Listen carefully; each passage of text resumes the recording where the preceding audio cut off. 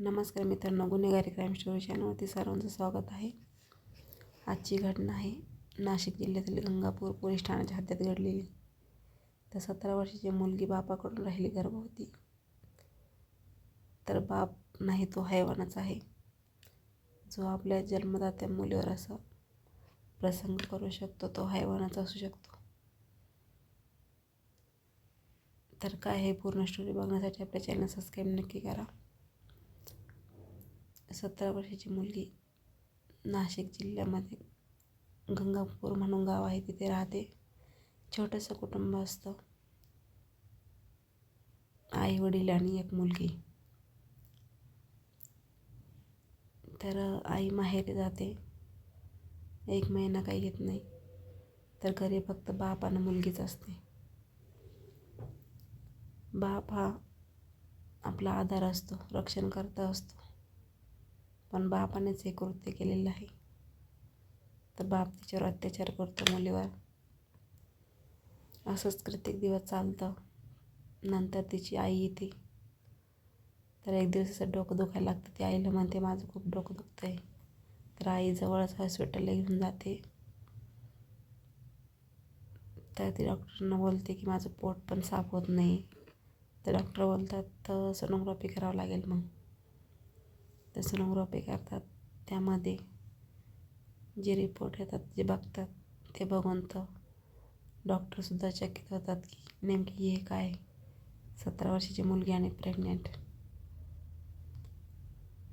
तर मग त्यांना संशय येतो. ते पोलिसांना कळवतात. पोलिस येतात. पोलीस मग ते रिपोर्ट येतात त्याच्यावाले सोनोग्राफीचे.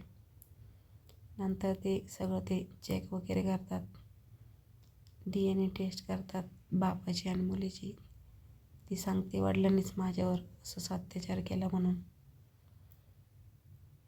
तर आजकाल म्हणजे घरामध्ये सुद्धा मुलगी सुरक्षित नाही आहे. जन्मदाता बापा आपल्या मुलीवर असं करू शकतो. काय चालू आहे जगामध्ये खूप अवघड आहे. म्हणजे कोणावर सुद्धा विश्वास ठेवू नये. मुलांना कोणाच्याही भरोश्यावर ठेवू नये. आता यामध्ये चूक कोणाची आहे, तुम्हाला काय वाटतं कमेंट करून नक्की सांगा. त्या आईची आहे का तिची? ती शांत बसली तिची आहे की आईने तिला बरोबर तरुण मुलीला आपल्या बरोबर घेऊन जायला पाहिजे नव्हतं. पण बापाजवळ असल्यावर कोणाला थोडासा संशय येणार आहे की बाप असा वागू शकतो. तर DNA टेस्ट केल्यानंतर समजतं की बापानेच केला आहे तिच्यावर अतिप्रसंग. मग त्यानंतर बापाला अटक करतात.